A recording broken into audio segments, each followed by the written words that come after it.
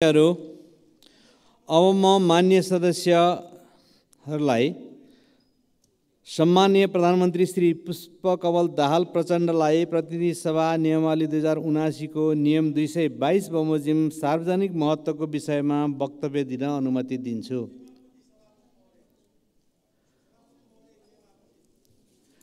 मान्य सदस्यहरू, अब उहाँले जवाफ दिएपछि यहाँहरूले आफूलाई केही मान्य सदस्यहरू आसन ग्रहण गरौँ।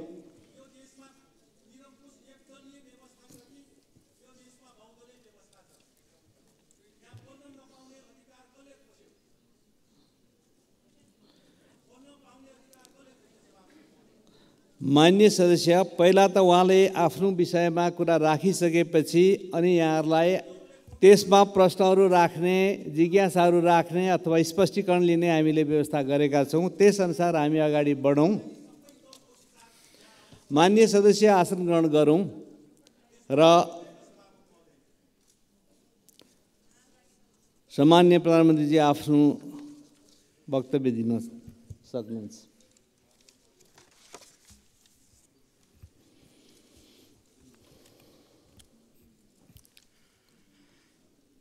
सम्मान्य सभामुख महोदय,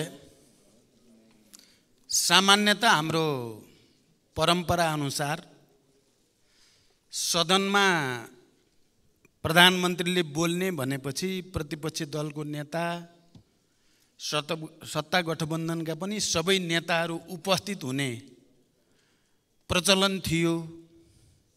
तर आज यहाँ प्रतिपक्षी दलको प्रमुख नेता पनि हुनुहुन्न, सत्ता गठबन्धनका पनि नेता हुनुहुन्न। अलिकति नमिठो महसुस भएको छ।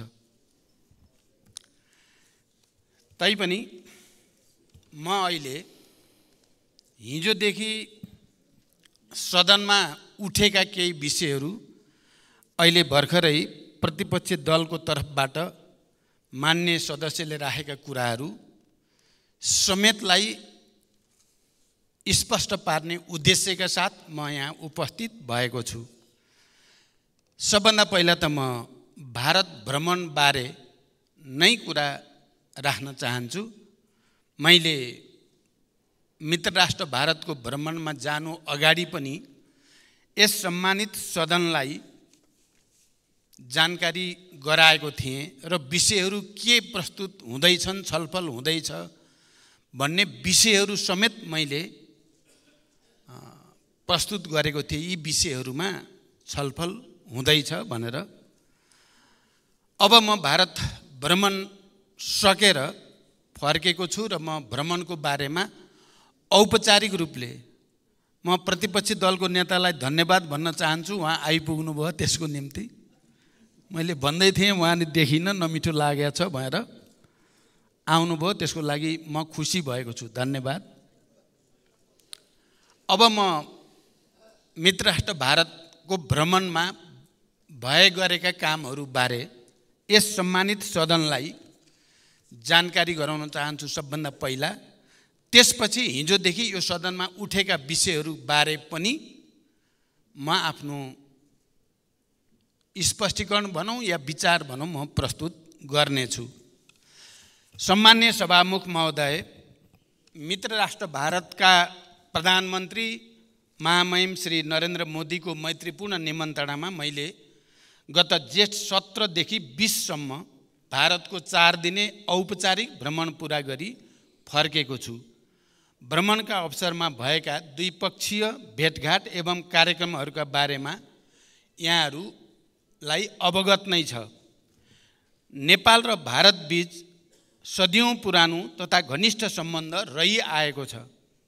मेरो भ्रमण आगामी दिनमा द्विपक्षीय सम्बन्धलाई अझ बलियो बनाउने दिशामा केन्द्रित रह्यो। विशेष गरी आर्थिक मामिलामा राष्ट्रको दीर्घकालीन हितमा सम्झौताहरू भएका छन् भने राजनीतिक मामिलामा आपसी विश्वास बढाउँदै छलफल र वार्ताद्वारा निकास खोज्ने दिशामा अर्थपूर्ण प्रतिबद्धताहरू व्यक्त भएका छन्। यस सन्दर्भमा भारतीय प्रधानमन्त्री श्री नरेन्द्र मोदीसँग नयाँ दिल्ली स्थित हैदराबाद हाउसमा भएको द्विपक्षीय भेटवार्ता स्वभावैले सबैभन्दा महत्त्वपूर्ण हुन्थ्यो र भयो पनि। सो अवसरमा हैदराबाद हाउसमा व्यापार, पारवाहन, लगानी प्रवर्धन, ऊर्जा व्यापार तथा क्रस बोर्डर ट्रान्समिसन लाइन, सिँचाइ, बाढी तथा डुबान नियन्त्रण, कृषि, सीमा वारपार सम्पर्क कनेक्टिभिटी बढाउने, रेलवे सेवा सञ्चालन कार्य, पुलहरूको निर्माण तथा एकीकृत जाँच चौकी एवं सुक्खा बन्दरगाह जस्ता पूर्वाधार निर्माण कार्य अगाडि बढाउने विषयमा सकारात्मक र अर्थपूर्ण छलफलहरू भए। हवाई सेवालाई थप सुरक्षित बनाउन नेपालले अर्को हवाई प्रवेश मार्ग र गौतम बुद्ध अन्तर्राष्ट्रिय विमानस्थल सञ्चालनका लागि इन्स्ट्रुमेन्टल ल्यान्डिङ सिस्टम ILS सञ्चालन गर्ने प्रक्रिया सम्बन्धमा भारतीय पक्षको समझदारीका बारेमा सकारात्मक कुरा भए। नेपालगञ्ज र भैरवाबाट नयाँ दिल्ली लगायत भारतका अन्य सहरमा दुईतर्फी उडान गर्ने सम्बन्धमा सकारात्मक छलफल भई नतिजाको नजिक पुगेको छ। यसैगरी जलविद्युतका क्षेत्रमा सहकार्य गर्ने सम्बन्धमा समेत बलियो सहमति निर्माण भएको छ। विभिन्न जलविद्युत आयोजनामा लगानी भित्र्याउने, द्विपक्षीय ऊर्जा व्यापारका लागि ट्रान्समिसन लाइन लगायतका संरचनाको निर्माण गर्ने तथा नेपालबाट भारततर्फ ऊर्जाको दीर्घकालीन व्यापारका लागि वैधानिक आधार सुनिश्चित गर्ने विषयमा भ्रमणमा महत्त्वपूर्ण सहमति भएका छन्। खास गरी दीर्घकालीन ऊर्जा व्यापार र भारतीय भूमि हुँदै बङ्गलादेशसम्म नेपालबाट जलविद्युत निर्यातको सुरुवात गर्ने सहमति भई त्रिपक्षीय सम्झौताका लागि प्रक्रिया अगाडि बढाउने समेत सहमति भएको छ। भारतका प्रधानमन्त्रीले आगामी 10 वर्षमा 10,000 मेगावाट जलविद्युत नेपालबाट आयात गर्ने भारतको धारणा स्पष्ट रूपमा राख्नु भएको छ। नेपालमा विद्यमान प्रचुर जलविद्युत क्षमताको उपयोग गरी समृद्धि हासिल गर्न लगानीकर्ताहरूको टटकारो आवश्यकता छ। यो हामी सबैले महसुस गरेकै कुरा हो।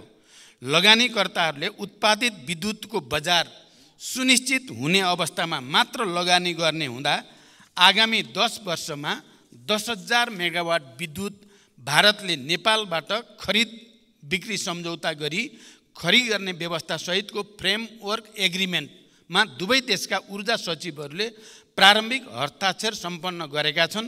औपचारिक प्रक्रिया पुर्याएर निकट भविष्यमा नै, यो निकट भनेको लामो छैन, केही दिनमा नै हस्ताक्षर सम्पन्न हुने सहमति भएको छ।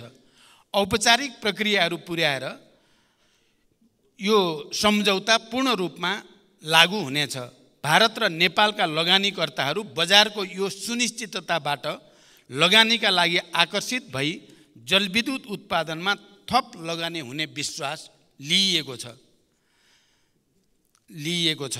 साथै नेपालमा निर्माणाधीन जलविद्युत, सडक जस्ता ठुला विकास निर्माण परियोजनाको लागि अति आवश्यक विस्फोटक पदार्थको सहज र सरल आपूर्तिका लागि प्रधानमन्त्री मोदीसँग मैले गम्भीर रूपले कुरा राखेको छु र यसमा सकारात्मक जवाफ पनि पाएको छु।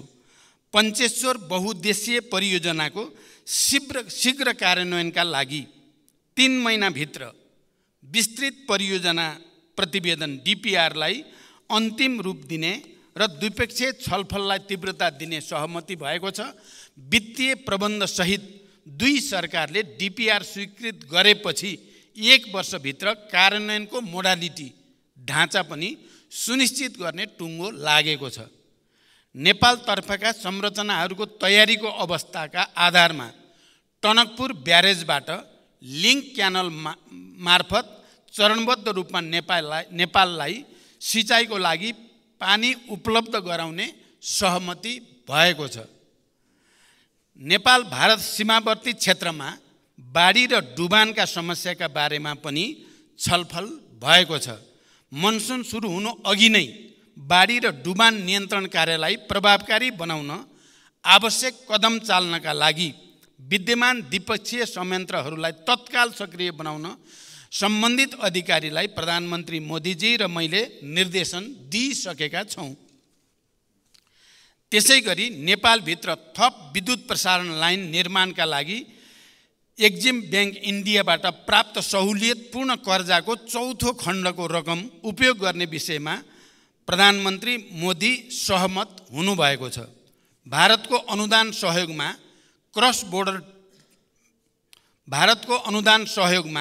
क्रस बोर्डर पेट्रोलियम पाइपलाइन निर्माण गर्ने विषयमा पनि दुवै पक्षको बीचमा सहमति भएको छ। यस सम्बन्धमा भएको शिलान्यास र समझदारी पत्रमा हस्ताक्षरका बारेमा सम्मानित सदनलाई म विशेष रूपले अवगत गराउन चाहन्छु। महाकाली नदीमाथि शीर्ष परशुराम धाम, पूर्णागिरी माई तथा झुलाघाटमा भारत सरकारको अनुदान सहयोगमा पक्की पुल निर्माण गर्ने सहमति भएको छ। यसबाट आवागमन र व्यापारमा सहजता भई सुदूरपश्चिम प्रदेशका जनता लाभान्वित हुनेछन् र भारत सरकारको अनुदान सहयोगबाट रामायण सर्किट अन्तर्गतका परियोजना, Girijaprasad Koirala institute of health science र सुदूरपश्चिममा Nepal institute of technology, Kailali र चितवनमा अन्तर्राष्ट्रिय स्तरको क्रिकेट मैदानको निर्माण कार्य अगाडि बढाउने बारेमा पनि गम्भीर छलफल भएको छ। सम्माननीय सभामुख महोदय, कृषि क्षेत्रमा क्षमता अभिवृद्धि, अर्ग्यानिक खेती, प्राकृतिक कृषि प्रणाली, नानो फर्टिलाइजर जस्ता विषयमा आपसी सहयोग विस्तार, मलको सहज आपूर्ति, नगदे बाली र चौपाएको नस्ल सुधारका लागि सहायता लगायतका विषयमा समेत गम्भीर छलफल र सहमति भएका छन्।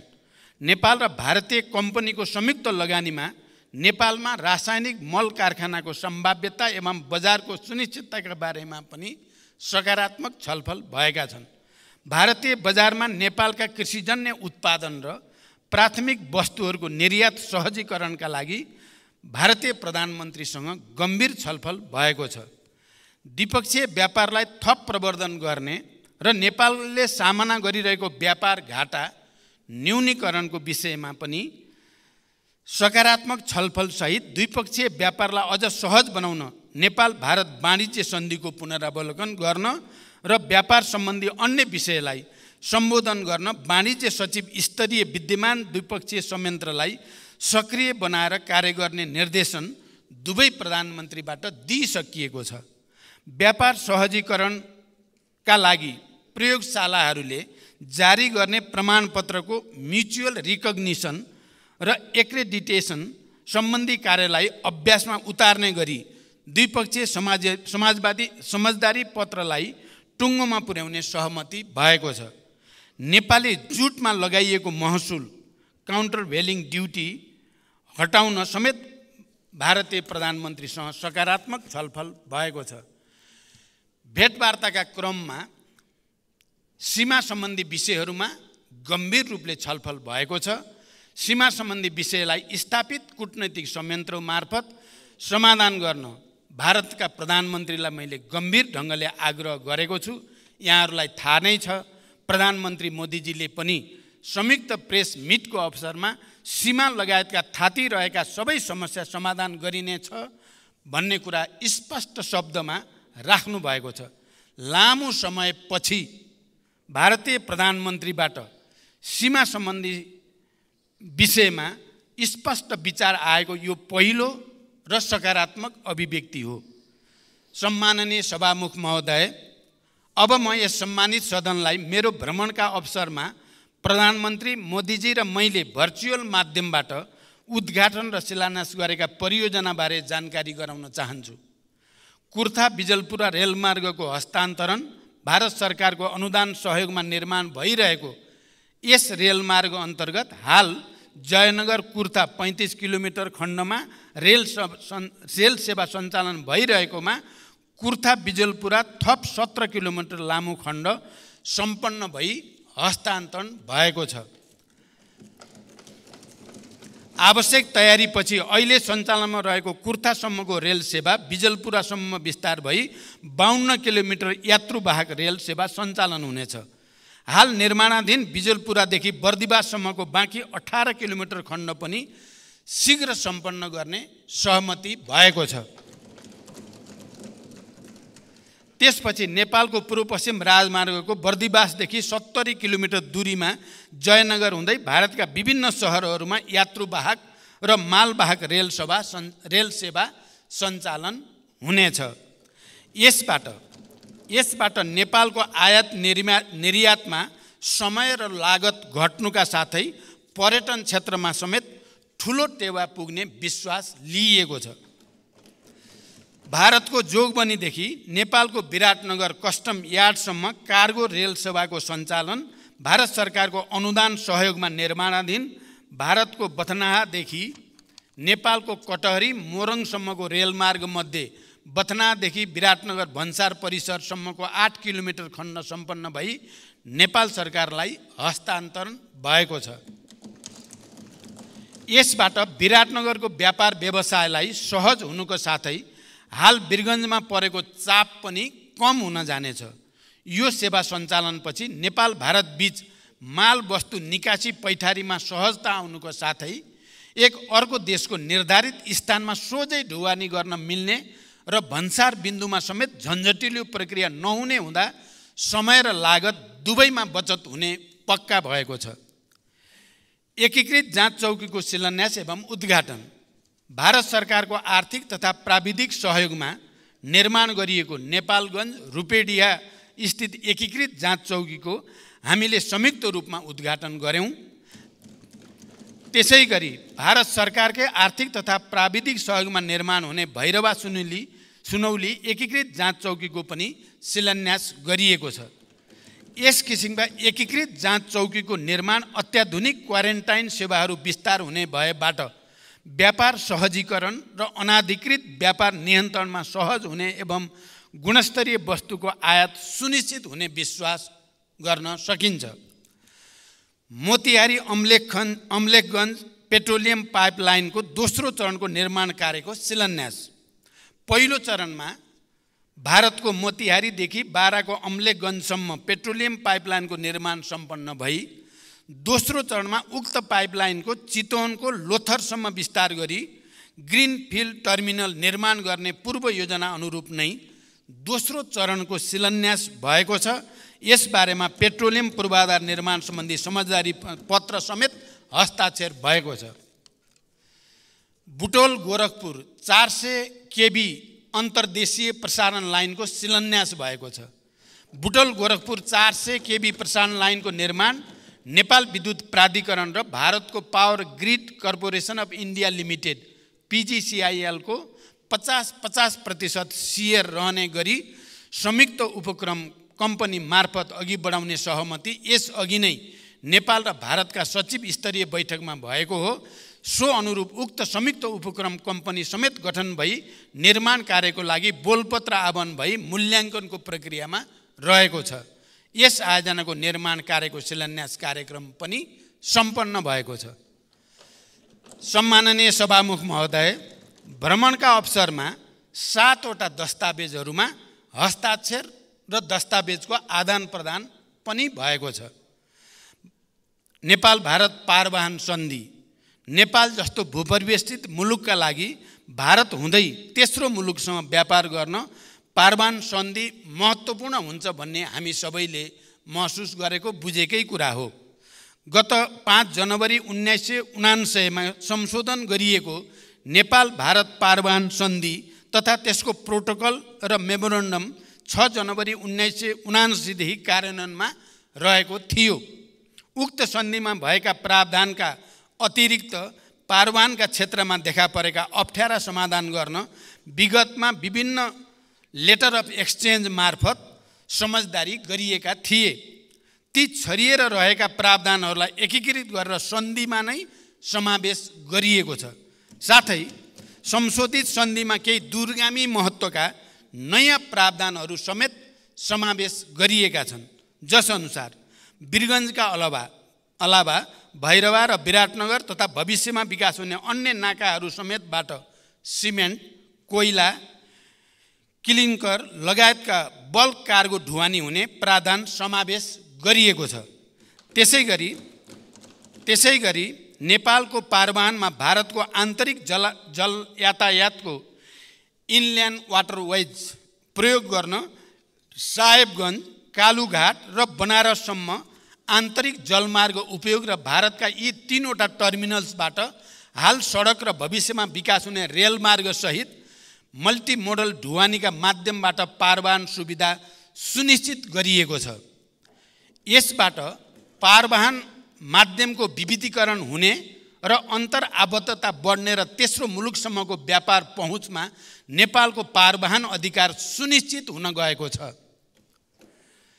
पेट्रोलियम पूर्वाधार निर्माण सम्बन्धी समझदारी पत्र भारतीय आर्थिक तथा प्राविधिक सहयोगमा बाराको अम्लेखगञ्जदेखि चितवनको लोथरसम्म र भारतको सिलगुडीदेखि झापाको चारालीसम्म पेट्रोलियम पाइपलाइन विस्तार गर्ने साथै लोथर र चारालीमा ग्रिनफिल्ड टर्मिनल निर्माणमा 50% खर्च बेहोर्ने गरी एक समझदारी पत्रमा पनि हस्ताक्षर भएको छ।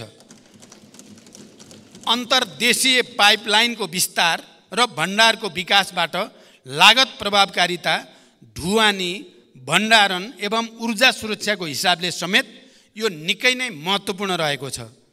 विद्युतीय ऊर्जाको विकास र खपत बढाउने सरकारको प्रमुख प्राथमिकता रहे तापनि आगामी केही वर्ष पेट्रोलियम खपत निरन्तर रहने र विश्व अनुभवले समेत शून्य पेट्रोलियम खपत हुने नदेखिएको परिप्रेक्ष्यमा अन्तर्देशीय पाइपलाइन हाम्रो लागि नै बढी आवश्यक रहेको छ। दोधारा चाँदेनी एकीकृत जाँच चौकी तथा सुक्खा बन्दरगाहको निर्माण सम्बन्धको समझदारी पत्र भारत सरकारको आर्थिक तथा प्राविधिक सहयोगमा 3 वर्षभित्र निर्माण सम्पन्न हुने गरी समझदारी पत्रमा हस्ताक्षर भएको छ। नेपालको सुदूरपश्चिम क्षेत्रमा यस किसिमको पूर्वाधार निर्माण हुँदा पारवाहन एवं व्यापार सहजीकरण भई समग्र सुदूरपश्चिम र देशको आर्थिक रूपान्तरणमा महत्त्वपूर्ण भूमिका खेल्ने विश्वास हामीले लिएका छौँ। यो क्षेत्रबाट भारतको पश्चिमतिर रहेका सामुद्रिक बन्दरगाहहरू तुलनात्मक रूपमा नजिक पर्ने हुँदा आगामी दिनमा भारत हुँदै तेस्रो मुलुकसम्म व्यापार पहुँच वृद्धि गर्न कोसेढुङ्गा साबित हुनेछ। यसको निर्माणबाट हाल विकास भइरहेका औद्योगिक पूर्वाधार र आगामी दिनमा विकास हुने विशेष आर्थिक क्षेत्रको विस्तारमा सरकारी तथा निजी लगानी बढ्न जाने, रोजगारी सृजना हुने र तुलनात्मक लाभ भएका जडीबुटी जन्य वस्तुको प्रशोधन र निर्यात प्रवर्धनमा पनि ठोस टेवा पुग्ने विश्वास लिएको छ। फुकोट कर्णाली 480 मेगावाट जलविद्युत परियोजना सम्बन्धी समझदारी पत्र विदेशी लगानीकर्तासँग स्वदेशी लगानीकर्ताले संयुक्त उपक्रम कम्पनी खडा गरेर विद्युत उत्पादनको लागि आवश्यक अनुमति पत्र लिएर आयोजना, अध्ययन तथा निर्माण गर्न पाउने विद्यमान कानुनी व्यवस्था अन्तर्गत भारतको national hydro power corporation NHPC र नेपालको विद्युत उत्पादन कम्पनी लिमिटेड बीच संयुक्त उपक्रम कम्पनी खडा गरी 480 मेगावाटको फुकोट कर्णाली जलविद्युत आयोजनाको अध्ययन तथा निर्माण गर्ने समझदारी पत्रमा हस्ताक्षर भएको छ। संयुक्त उपक्रम निर्माण भइसकेपछि, जोइन्ट भेन्चर भइसकेपछि आयोजनाको थप अध्ययनको लागि अनुमति पत्र लिई अध्ययन गर्ने, नेपाल सरकारसँग आयोजना विकास सम्झौता गर्ने लगायतका कार्यहरू सम्पन्न भइसकेपछि त्यसको निर्माण कार्य प्रारम्भ हुनेछ। तल्लो अरुण 669 मेगावाट जलविद्युत परियोजना सम्बन्धी परियोजना विकास सम्झौता कम्पिटेटिभ बिडिङ प्रक्रियाबाट लगानी बोर्ड र सतलज जलविद्युत निगम बीच सन् 2021 मा सम्झौता भई प्रचलित कानुन बमोजिम अध्ययन पुरा भएको 669 मेगावाट क्षमताको बुट मोडेलमा निर्माण हुने यो परियोजना अरुण तेस्रोको तल्लो तटीय परियोजना हो। यसबाट उत्पादित 21% विद्युत नेपाललाई निःशुल्क प्राप्त हुनेछ। नेपालको नेसनल क्लियरिङ हाउस लिमिटेड र भारतको national payment company India limited बीच सीमापार विद्युतीय भुक्तानी सम्बन्धी समझदारी पत्र नेपाल र भारत भ्रमण गर्ने दुवै देशका पर्यटक, विद्यार्थी, उद्योगी, व्यवसायीका निम्ति यस समझदारी पत्र एक महत्त्वपूर्ण उपलब्धि हुन गएको छ। यसले क्रस बोर्डर डिजिटल पेमेन्ट प्रक्रिया मार्फत थप सरल र सहज र भरपर्दो बन्ने निश्चित भएको छ। नेपालको परराष्ट्र मामिला अध्ययन प्रतिष्ठान र भारतको सुषमा स्वराज विदेश सेवा संस्थान बीच समझदारी पत्र, बिमस्टेक, ब्रिक्स जस्ता क्षेत्रीय सङ्गठन एवं अन्य देशका समकक्षी गरी 98वटा समझदारी सम्पन्न गरिसकेको भारतको विदेश सेवा संस्थानसँग नेपालको परराष्ट्र मामिला अध्ययन प्रतिष्ठानको संस्थागत सम्बन्ध स्थापना गर्दा नेपालको कूटनीतिक क्षमता विकास गर्न एवं अनुभव आदान प्रदान गर्न मद्दत पुग्ने मैले विश्वास लिएको छु। नेपाल भारत व्यापार शिखर सम्मेलन भ्रमणका अवसरमा नेपाल र भारतका निजी क्षेत्रका छाता सङ्गठनहरू नेपाल उद्योग वाणिज्य महासङ्घ FNCCI र भारतीय उद्योग परिसङ्घ CII द्वारा आयोजित नेपाल इन्डिया बिजनेस समिटलाई सम्बोधन गर्दै भारतीय लगानीकर्ताहरूलाई नेपालमा लगानीका लागि आह्वान गरिएको छ।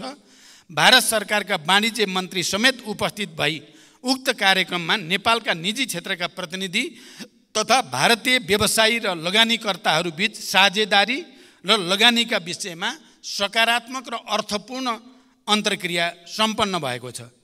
नयाँ दिल्लीको द्विपक्षीय भेटवार्ता र अन्य औपचारिक कार्यक्रमहरूको समापनपछि मैले भारतको मध्य प्रदेशको इन्दौर र सांस्कृतिक सहर उज्जैनको भ्रमण समेत गरेँ। इन्दौरमा स्वच्छ भारत अभियान अन्तर्गतको सोलिड वेस्ट म्यानेजमेन्ट परियोजना, नेपालमा सूचना प्रविधिको विकासका क्षेत्रमा सहकार्य गर्ने सम्भावनालाई मध्यनजर गर्दै इन्दौर स्थित टाटा कन्सल्टिङ सर्भिस TCS को पनि अवलोकन गरियो। छोटो समयमै कम लगानीमा प्रभावकारी ढङ्गले सञ्चालित इन्दौरको सोलिड वेस्ट म्यानेजमेन्ट सम्बन्धी अनुभव हाम्रा लागि पनि निकै अनुकरणीय रहेको हाम्रो सिँगै प्रतिनिधिमण्डलले महसुस गर्यो। मैले भारतका प्रधानमन्त्री महामहिम श्री नरेन्द्र मोदीजीलाई नेपाल भ्रमणको निम्ता दिएको छु र भारतका प्रधानमन्त्रीले आफूले सन् 2014, 2018 र 2022मा नेपालको भ्रमण गरेको स्मरण गर्दै नेपालको भ्रमणलाई ठुलो महत्त्व दिएको र उपयुक्त समयमा नेपाल भ्रमण गर्ने बताउनु भएको छ। नेपाल र भारत बीच रहेको बहुआयामिक र घनिष्ठ सम्बन्धलाई समानता र आपसी लाभका आधारमा थप बलियो बनाउन यस भ्रमणले ठुलो योगदान गरेको छ। भारतका प्रधानमन्त्री श्री नरेन्द्र मोदीसँग खुलस्त रूपमा कुराकानीबाट विश्वासको नयाँ वातावरण सिर्जना भएको छ भने थातिरहेका विषयलाई सम्बोधन गर्न सकिने विश्वासको राम्रो आधार पनि तयार भएको छ। आम निर्वाचन पश्चातको पहिलो विदेश भ्रमणको रूपमा रहेको यो भारत भ्रमण मैले विगतका भ्रमणभन्दा केही फरक महसुस पनि गरेँ, परिणाममुखी पनि भयो र सबभन्दा ठुलो कुरा भारत र नेपालको बिचमा विश्वासको एउटा नयाँ वातावरण तयार भएको मैले महसुस गरेको छु। सार रूपमा यो भ्रमण परिणाममुखी भएको छ र भविष्यका लागि स्पष्ट मार्गदर्शन समेत यो भ्रमणबाट कोरिएको छ। अन्त्यमा यस औपचारिक भ्रमणको तयारीका क्रममा मलाई महत्त्वपूर्ण सुझाव प्रदान गर्नुहुने पूर्व प्रधानमन्त्रीहरू, पूर्व परराष्ट्र मन्त्रीहरू, कूटनीतिक नियोगका प्रतिनिधिहरू, मुख्य सचिव एवं परराष्ट्र मन्त्रालय र नेपाल सरकारका सबै सम्बन्ध निकायलाई हार्दिक धन्यवाद दिन चाहन्छु। मैले औपचारिक र आधिकारिक रूपमा यस सम्मानित सदनलाई भारत भ्रमणको बारेमा यति जानकारी गराइसकेपछि अब मैले धेरै भन्नुपर्छ भन्ने मलाई लागेको छैन। तैपनि अहिले प्रतिपक्ष दलको तर्फबाट मान्य सदस्यलाई र हिजो पनि उठेका कुराहरूको बारेमा मैले थोरै मात्रै स्पष्ट पार्नुपर्ने आवश्यकता महसुस गरेको छु। मुख्य कुरा सीमा सम्बन्धी विषयमा कालापानी, लिपु लेक, लिम्पियोधेरासँग सम्बन्धित विषय र सीमामा जहाँ जहाँ समस्या छन् ती सम्बन्धी विषयमा म यो सम्मानित सदनलाई पुरै गम्भीरताको साथ र जिम्मेवारीपूर्वक भन्न चाहन्छु, मैले बडो प्रष्टसँग यी समस्यालाई हामीले समाधान गर्नै पर्छ। जबसम्म सीमा सम्बन्धी यो समस्याको स्थायी र दीर्घकालीन समाधान गरिँदैन नेपाल भारत सम्बन्ध सहज हुन सक्दैन भनेर बडो प्रष्टसँग अन्य नेताहरूका अतिरिक्त भारतीय प्रधानमन्त्रीसँग समेत प्रष्टसँग राखेँ। मलाई लाग्छ यति प्रष्टसँग सिमानाको समस्या हल गर्नुपर्छ भनेर खुलस्त राखिएको मेरो बुझाइमा यो पहिलो पटक नै हो। र भारतको प्रधानमन्त्रीको हैसियतले सीमा समस्या हल गरिन्छ र नेपाल भारत सम्बन्ध हिमालको उचाइमा पुर्याइन्छ भनेर प्रधानमन्त्रीबाट बोलिएको पनि यो पहिलो पटक नै हो। यसमा हामी सबै नेपालीहरू जसले स्थायी रूपमा सीमा समस्या समाधान होस् भन्ने चाहेका छौँ, हामी सबैले गर्व गर्नुपर्छ। हामी सबैले सुनेका छौँ, देखेका छौँ। मैले होइन, मैले त आन्तरिक छलफलको कुरा राखेँ, तर भारतीय प्रधानमन्त्रीले मैले बोल्नुभन्दा अगाडि नै सीमा समस्या पनि अब हल गरिन्छ। हिमालयको उचाइमा दुई देशको सम्बन्ध पुर्याइन्छ।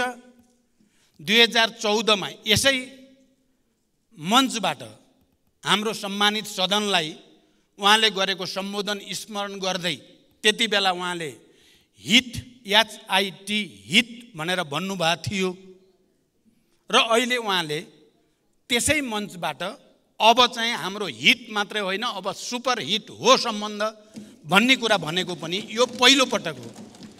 यसमा हामी खुसी हुने, खुसी मनाउने कि दुःख मनाउने? मलाई लाग्छ यो हामी सबै नेपालीहरूको लागि, सबै राजनीतिक दलको लागि, नागरिक समाज, बुद्धिजीवी सबैको लागि पनि खुसीको कुरा हो कि भारत सरकार र भारत सरकारका शक्तिशाली प्रधानमन्त्रीले सीमा लगायतका समस्या हल गरिन्छ भनेर घोषणा गरेको मलाई लाग्छ यो हामी सबैले खुसी मान्ने कुरा हो। दोस्रो मान्य सदस्यहरूलाई बडो प्रष्टसँग भन्न चाहन्छु, मैले कहीँ पनि विकल्प यो हुन्छ र यसमा जाउँ भनेर प्रस्तावित गरेको छैन। प्रष्ट होस्, प्रष्ट होस्, कहीँ कोही कन्फ्युजन नरहोस्। हामीले भनेका छौँ कालापानी, लिपुलेक, लिम्पियाधुरा नेपालको भूमि हो, नेपालको भूमि हो भन्ने कुरा स्थापित गर्ने कुरा सबभन्दा ठुलो कुरा हो भन्ने कुरामा प्रष्ट छु र मैले त्यही अनुसार आफ्नो भूमिका खेलेको छु। मान्य सदस्यहरूले तथ्य र तर्कलाई, सहज र सिधा देखिएको कुरालाई हामी कसैले पनि घुमाउने कोसिस नगरौँ भन्ने मेरो अनुरोध छ। मैले तुलनात्मक रूपमा यो पटकको भारत भ्रमण सफल मात्रै भएन, परिणाममुखी पनि भयो। यो भ्रमण एकअर्कालाई घोचपेच गर्ने र एकअर्कालाई कमजोर देखाउने उद्देश्यद्वारा भन्दा कामकाजी विषयमा, आर्थिक, ऊर्जा, पर्यटन, सीमा, ट्रेड ट्रान्जिट सम्बन्धी सन्धि जस्ता विषयमा बढी गयो। मैले सुरुमै यहाँहरूको अगाडि राखेँ, राजनीतिक मामिलामा पनि कुरा भयो, राजनीति भएन भन्ने होइन, राजनीतिक मामिलामा पनि कुरा भयो। तर राजनीतिक मामिलामा कुरा यसरी भयो कि राम्रो विश्वासको वातावरण बनाएर आउने दिनमा राजनीतिक विषयहरू पनि सम्बोधन गर्ने गरी भयो।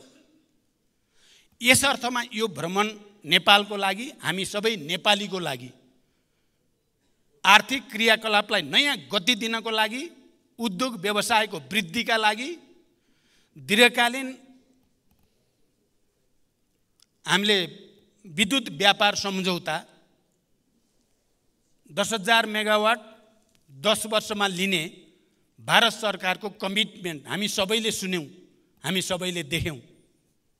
यो सानो कुरा होइन। भारत, नेपाल र बङ्गलादेशको बीचमा त्रिपक्षीय साझेदारी गरेर नेपालको विद्युत सम्बन्धी काम अगाडि बढाउने भन्ने कुरा सामान्य कुरा होइन। मान्य सदस्यहरू, मैले ग्लोबल टेन्डरबाट कुनै एक देशको निर्माण कम्पनीले प्राप्त गरेको र त्यसबाट उत्पादित विद्युत नलिने भन्ने जस्ता कुराको बारेमा मैले द्विपक्षीय वार्ताको क्रममा पनि, तपाईहरुले सुन्नुभयो प्रेस मिटमा पनि मैले प्रष्टसँग राखेको छु। दुधकोशी हामी सबैलाई थाहा छ 1200 मेगावाट, त्यहाँ भारतीय कम्पनी पनि छन्, त्यहाँ चिनिया कम्पनी पनि छ। तर त्यो 1200 मेगावाटको विद्युत व्यापार सम्बन्धी भारतले सहयोग गर्नुपर्दछ भन्ने कुरामा भारतको सकारात्मक जवाफ मैले प्राप्त गरेँ। यो पनि हामी सबैको जे होस् दुधकोशीको मैले कुरा गरेँ, सरी दुधकोशी होइन तामाकोशी सरी है, म त्यहाँ शब्द बिग्रियो, तामाकोशीको सन्दर्भमा त्यो कुरा गरिएको छ र भारतको त्यसमा सकारात्मक जवाफ प्राप्त भएको छ। र यस अर्थमा सिमानाको विषयमा यति गम्भीर रूपले कुरा गरिएको र एउटा सकारात्मक वातावरण सहित दुवै देशको सरकार एकै ठाउँमा उभिएर समाधान गरिन्छ भनिएको यो पहिलोचोटिमा मैले नेपालको भूमि सम्बन्धी यताउता गर्यो कि भनेर माननीयजीहरूले राखेको देख्दा म असाध्यै चिन्तित र पीडित पनि भएको छु। मलाई के लागेको थियो भने यो पटकको मेरो भ्रमण चाहिँ अब के सत्तापक्ष, के प्रतिपक्ष, के नेपाली बुद्धिजीवी, के नागरिक समाज सबैले स्वागत गर्नेछन् र मलाई बधाई दिनेछन् भन्ने सोच्दै आएको थिएँ। यहाँ त बडो विचित्रका तर्क कुतर्क हुन थाले। मैले प्रश्न पार्न चाहन्छु, ती कुरा प्रश्न राखिएको छ र नेपालको भूमि नेपालको हो भनेर स्थापित गर्ने पहिलो कुरा हो र मैले कुनै विकल्पको मैले कुरा गरेको छैन। मान्य सदस्यलाई प्रश्न होस्, मैले बोलेका भिडियो पनि छन्, सबै त छँदैछन् प्रमाण हामीसँग। मैले बोलेको कुरा के हो भने नेपालका केही विज्ञहरू, बुद्धिजीवीहरू विभिन्न रूपमा गरेका उनीहरूका अध्ययनका आधारमा उहाँहरूले भनेका कुरा यस्ता पनि छन् मात्रै भनेको छु। मैले यो गर्नुपर्छ भनेकै छैन। मैले त नेपालको भूमि नेपालको हो भन्ने पहिला स्थापित हुनुपर्छ मात्रै भनेको छु। तर केही बुद्धिजीवीहरूले यो भनेको कुरा बङ्गलादेश मोडेलको कुरा मेरो कुरा होइन, मैले भनेको कुरा होइन, तपाईहरुलाई पनि थाहा छ। अझ भन्ने हो भने प्रतिपक्षी दलका जुन नेताले यो विषय उठाउनु भएको छ तपाईहरुसँग नजिक भएका बुद्धिजीवीहरूले भनेका छन् मलाई बङ्गलादेश जाने बाटो पाउने हो भने हुन्छ भनेर। मैले त्यसै भएर विज्ञहरूको कुरा भनेको छु। मैले विज्ञहरूको कुरा भनेको छु। विज्ञहरूले यो पनि भन्ने गरेका छन्। तर मुख्य कुरा त सीमा समस्या हल गर्ने कुरा हो बाहेक मैले केही पनि भनेको छैन। अनि म माथि आरोप लगाएर अझ बढी राष्ट्रहित विपरीत अब नाम भन्नै बल गर्नुहुन्छ नि त मलाई भन्न केही नि अप्ठ्यारो, तपाईलाई पनि थाहा छ, विज्ञहरूले बोलिराख्नु भएकै छ नि। तर मेरो त्यो प्रस्ताव होइन, यस्ता पनि तर्क छन्। समस्यालाई थाही र दिगो रूपले समाधान गर्न विकल्पहरूबारे पनि छलफल हुन सक्छन्। मात्रै भनिएको कुरालाई अतिरञ्जित ढङ्गले लिन र जनसमुदायमा कन्फ्युजन क्रिएट नगर्न म मान्य सदस्यहरूलाई अनुरोध गर्न चाहन्छु।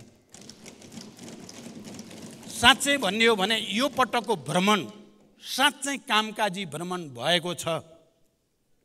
नेपालको राष्ट्रिय हित प्रवर्धनका सन्दर्भमा मान्यले भन्नुभयो यो भनेपछि परिस्थिति बिग्रिन्छ, ऊ भनेपछि सबै त मैले भने तपाईँले भने जति कुन चाहिँ बाँकी रह्यो? पञ्चेश्वर पनि आएकै छ, बाढी डुबान पनि आएकै छ, अर्को पनि आएकै छ, अर्को नि आएको छ। अनि सबै परिस्थिति बिग्रिन्छ भनेर छोड्यो भन्न मिल्छ र? केही पनि छोडिएको छैन।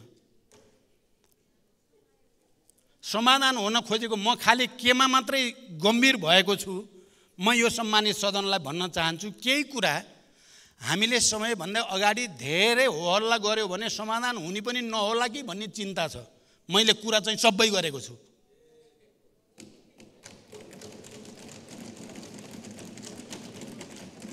मैले सबै गरेको छु। समाधान गर्ने हेतुले गरेको छु, बिगार्ने हेतुले होइन। नेपालको राष्ट्रिय हित प्रवर्धन गर्ने हेतुले भनेको छु, बिगार्ने हेतुले होइन। त्यसकारण मान्य सदस्यहरूलाई यथार्थ जे हो, तथ्य जे हो त्यसलाई त्यही रूपमा बुझिदिन अनुरोध गर्दछु। राम्रो भएकोमा हामी सबैले राम्रो भन्ने आँट गरौँ न, त्यो पनि त ठुलो कुरा हो।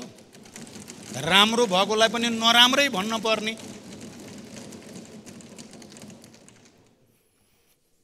त्यसरी चाहिँ हाम्रो देशलाई फाइदा गर्दैन भन्ने मेरो भनाइ छ। यो पटक म सुरुदेखि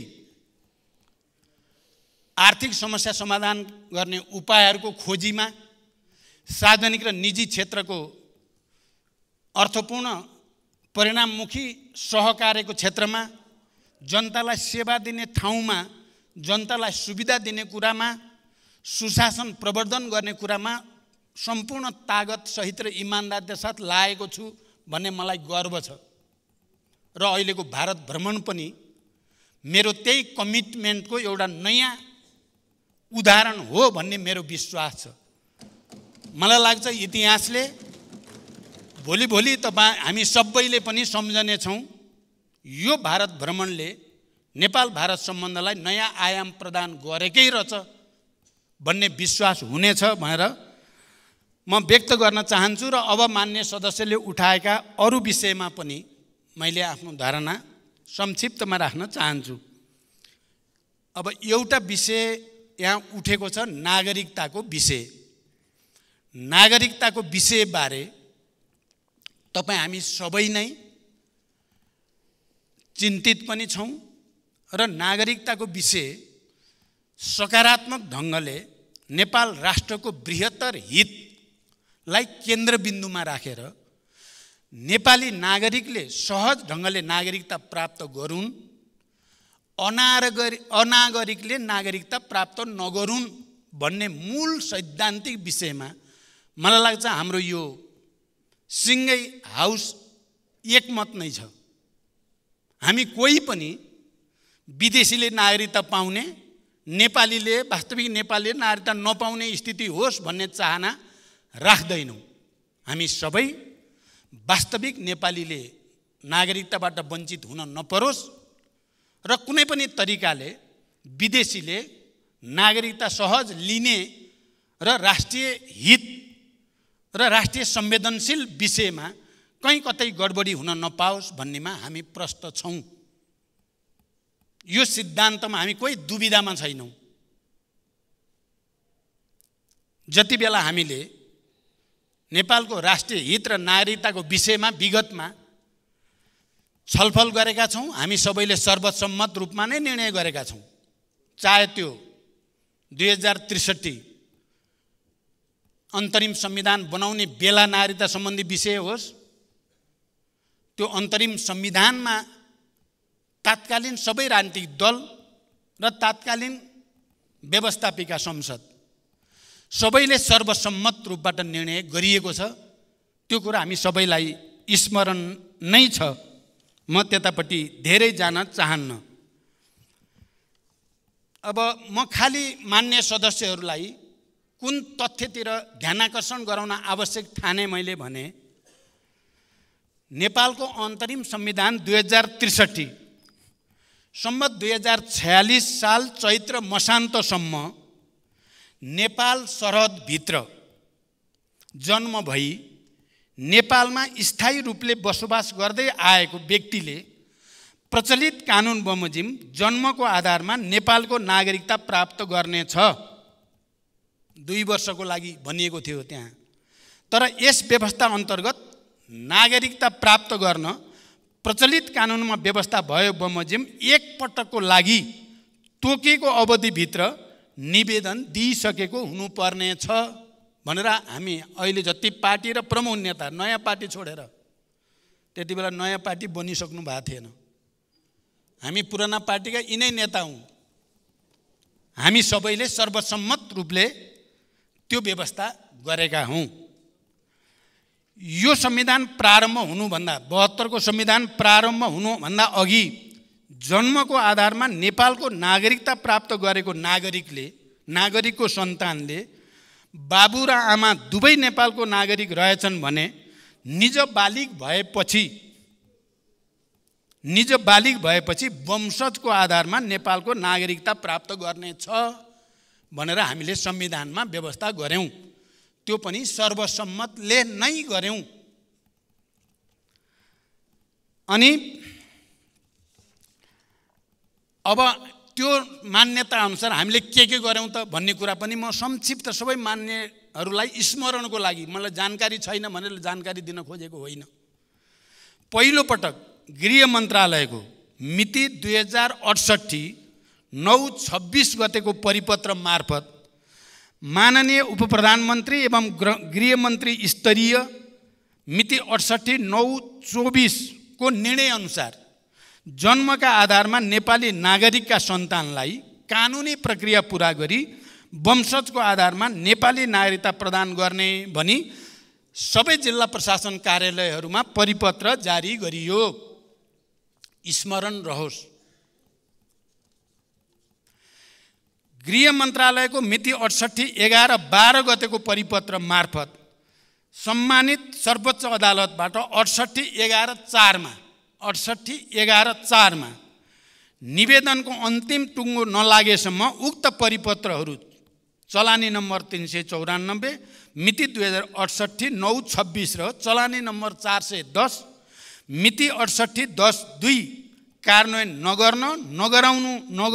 नगराउनु भनी अन्तरिम आदेश जारी भएको हुँदा उक्त परिपत्र बमोजिम काम कारबाही नगराउनु सबै जिल्ला प्रशासन कार्यालयहरूलाई पठाइएको। मान्य सदस्यहरू, यसको अर्थ मैले व्याख्या गरिराख्नु परेन। हामी सबैले सर्वसम्मत हो त्यो सर्कुलर, कोही त्यसमा विमति थिएन। दोस्रो पटक नेपाल सरकारले मिति 69/12/29 गते अध्यादेश मार्फत जन्मका आधारमा नेपाली नागरिकका सन्तानहरूलाई वंशजको आधारमा नेपाली नागरिकता प्रदान गर्ने व्यवस्था गरिएको थियो।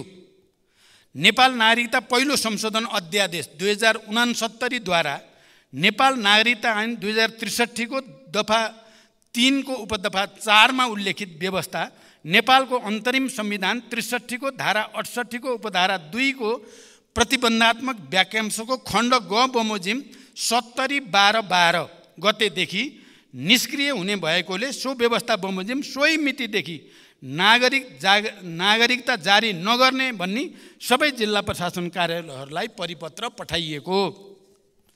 तेस्रो पटक गृह मन्त्रालयको मिति 75/12/19 गतेको परिपत्र मार्फत विद्यमान नेपाल नागरिकता ऐन 2063 लाई संशोधन गर्न पेश भएको विधेयक संघीय संसदमा विचाराधीन रहेको लामो समय भएको सम्मानित सर्वोच्च अदालतबाट जन्मको आधारमा नागरिकता प्राप्त नागरिकका सन्तानलाई कानुन बमोजिम नागरिकता दिन आदेश भएको र नागरिकका उमेर पुगेका बालिग सन्तानले नागरिकता नपाएर आफ्नो शैक्षिक एवं वृत्ति विकास गर्न नपाई झेलिरहनु परेको पीडा र समस्यालाई सम्बोधन गर्न नेपालको संविधान धारा 11 को उपधारा 3 को व्यवस्था बमोजिम जन्मको आधारमा नेपाली नागरिकता प्राप्त नागरिकका सन्तानले आफ्नो बाबा र आमाको नेपाली नागरिकताको प्रमाणपत्र संलग्न गरी नेपाली नागरिकता पाउन निवेदन दिएमा नेपाल नागरिकता ऐन 2063,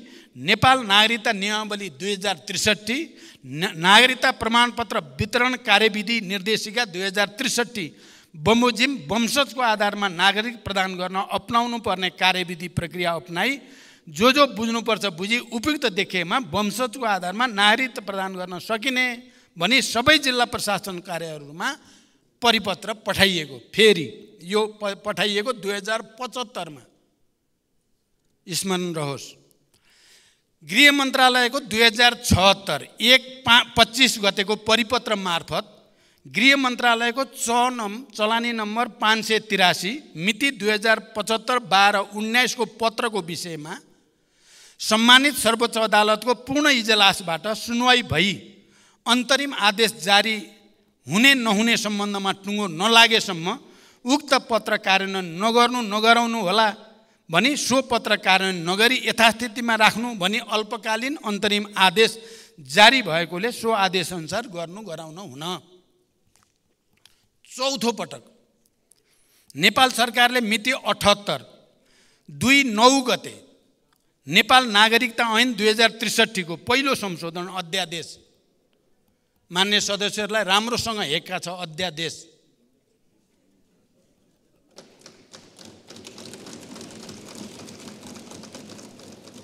अध्यादेश मार्फत अन्य व्यवस्थाका साथै जन्मका आधारमा नेपाली नागरिकका सन्तानहरूलाई वंशजको आधारमा नेपाली नागरिकता प्रदान गर्ने व्यवस्था गरेको। सम्मानित सर्वोच्च अदालत, म भन्दैछु तपाईहरुको प्रत्येक प्रश्नको जवाब छ। सम्मानित सर्वोच्च अदालतको 78/2/27 को उत्प्रेषण युक्त आदेशमा नेपाल सरकार मन्त्री परिषदको सिफारिस बमोजिम मिति 78/2/9 मा सम्माननीय राष्ट्रपतिजीबाट जारी भएको नागरिकता ऐन 2063 को पहिलो संशोधन अध्यादेश 2078 प्रस्तुत रिट निवेदन अन्तरिम किनारा नलागेसम्म कार्यान्वयन नगराउनु भनी अदालतले आदेश गरेको। अब हामीले अहिले विधेयक हामीलाई किन पर्यो, हामी सबै प्रष्टै छौं, तर पनि म केही कुरा भन्न चाहन्छु। जन्मको आधारमा नेपालको नागरिकता प्राप्त व्यक्तिका सन्तानलाई नागरिकता प्रदान गर्न, आमाको नामबाट नागरिकता प्रदान गर्ने संवैधानिक अधिकार अगाडि बढाउन, परिवारका सदस्यहरूको दायित्व पूरा गर्न, गृह मन्त्रालय र अन्तर्गतका निकायहरूबाट सेवा प्रवाहको क्रममा केही नागरिकहरूले तोकिए अनुसार शनाखतको परिवारका सदस्य उपस्थित नहुँदा केही नागरिकहरू नागरिकताबाट वञ्चित हुन सक्ने सम्भावना देखिएकोले गैर आवासीय नेपाली नागरिकहरूलाई नागरिकता प्रदान गर्न हामीलाई यो विधेयक चाहिएको मुख्य कारण यो हो। यति भनिसकेपछि अब म दुईटा कुरालाई म अलिकति तुलना गरेर यहाँ प्रस्तुत गर्न चाहन्छु। मान्य सदस्यहरू, सभामुख महोदय,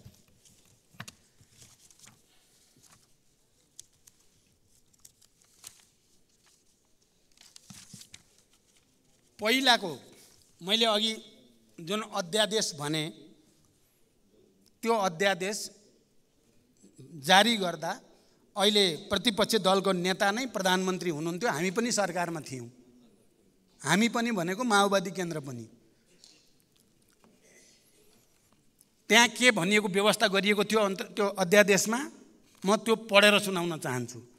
सम्वत 2072 साल असोज 3 गते भन्दा अघि जन्मको आधारमा नेपालको नागरिकता प्राप्त गरेका नागरिकका सन्तानले बाबु र आमा दुवै नेपालको नागरिक रहनेछन् भने निजको उमेर 16 वर्ष पुरा भएपछि वंशजको आधारमा नेपालको नागरिकता प्राप्त गर्नेछन्। अर्को, नेपालको नागरिक आमाबाट नेपालमा जन्म भई नेपालमा नै बसोबास गरेको र बाबुको पहिचान हुन नसकेको व्यक्तिले वंशजको आधारमा नेपालको नागरिकता प्राप्त गर्नेछ। यो अघिल्लो सरकारको, मैले अघि भने प्रतिपक्षी दलको, अहिलेको प्रतिपक्षी दलको नेता प्रधानमन्त्री हुँदाखेरिको अध्यादेश हो, जुन अध्यादेशलाई तत्कालीन राष्ट्रपतिले प्रमाणीकरण पनि गरिसक्नु भएको थियो। अब अहिलेको विधेयक हामीले जो पारित गर्यौं अघिल्लो सदनबाट, म त्यो पनि पढेर सुनाउन चाहन्छु। छनाला हुबहु त्यही छ, तर पनि म यो सम्मानित सदनलाई जानकारी गराउन मैले आवश्यक ठाने। सम्वत 2072 साल असोज 3 गते भन्दा अघि जन्मको आधारमा नेपालको नागरिकता प्राप्त गरेको नागरिकको सन्तानले बाबु र आमा दुवै नेपालको नागरिक रहेछन् भने निजको उमेर 16 वर्ष पुरा भएपछि वंशजको आधारमा नेपालको नागरिकता प्राप्त गर्नेछन्। जस्ताको तस्तै जे अघिल्लो छ त्यही पछिल्लो छ। नेपालको नागरिक आमाबाट नेपालमा जन्म भई नेपालमा नै बसोबास गरेको र बाबुको पहिचान हुन नसकेको व्यक्तिले वंशजको आधारमा नेपालको नागरिकता प्राप्त गर्नेछ। जस्तो अगाडि छ त्यस्तै, जस्ताको तस्तै। अब यो परिस्थितिमा नागरिकताको विषयलाई अनावश्यक ढङ्गले विवादित बनाउनु यो जनताले पनि के गरी बुझ्ने, तपाईँ हामीले पनि के गरी बुझ्ने भन्ने आयो। हामी सबै एकै ठाउँमा रचौँ नि त। जन्मसिद्ध नागरिक पाएका आमा बाउका छोराछोरीले नागरिकता पाउनुपर्छ भन्ने कुरा र आमा बाउको कुरामा त हामी त एकै ठाउँमा थियौँ, एउटै गऱ्यौँ। अहिले त्यही कुरा आउँदा हामी किन दुई ठाउँमा हुन बल गरेका छौँ?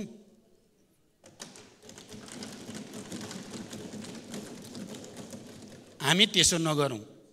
मैले के कुरा पनि स्मरण गराउन चाहन्छु भने जति बेला यहाँ मान्य सदस्यले भन्नुभयो पहिला त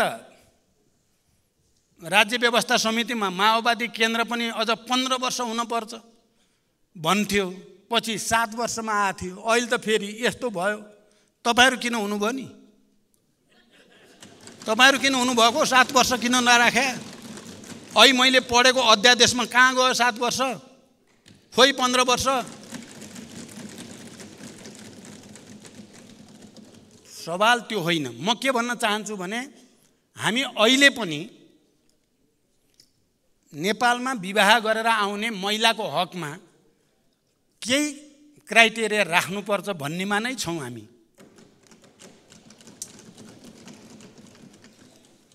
हामी अहिले पनि त्यही छौँ।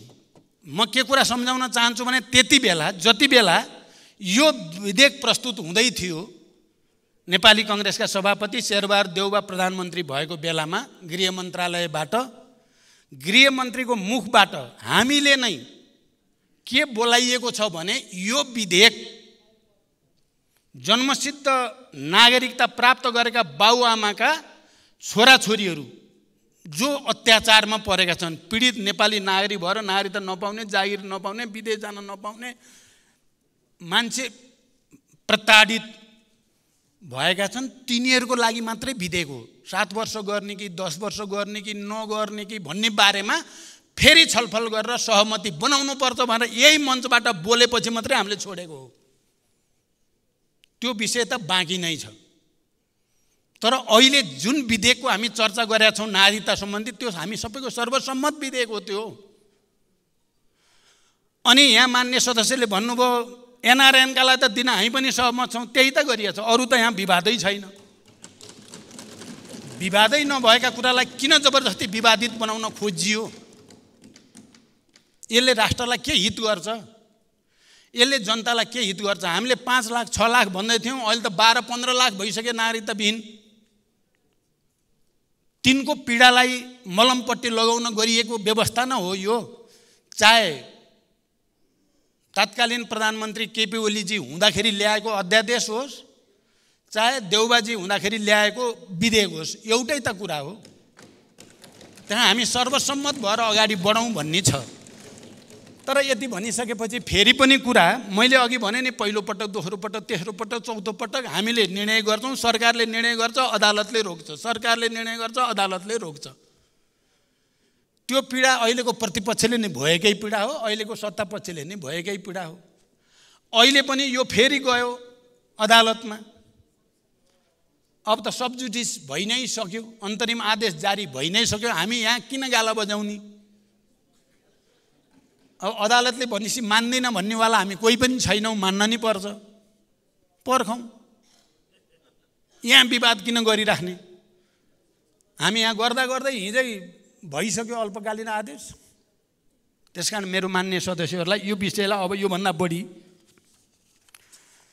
नलैजाउँ भन्न चाहन्छु। अब यति भनिसकेपछि अब मैले भन्नुपर्ने कुरा, भैँसी, यो भैँसीको कुरा अहिले भएको कुरा होइन। यो आजभन्दा 7 वर्ष अगाडि नै मुर्रा भैँसी ल्याउने बारे समझदारी भएको रहेछ, आएको मात्रै अहिले हो। 7 वर्ष अगाडिको रहेछ मुर्रा भैँसी। अब मान्छेले मलाई चाहिँ भैँसी चढाएर हिँडेका छन्।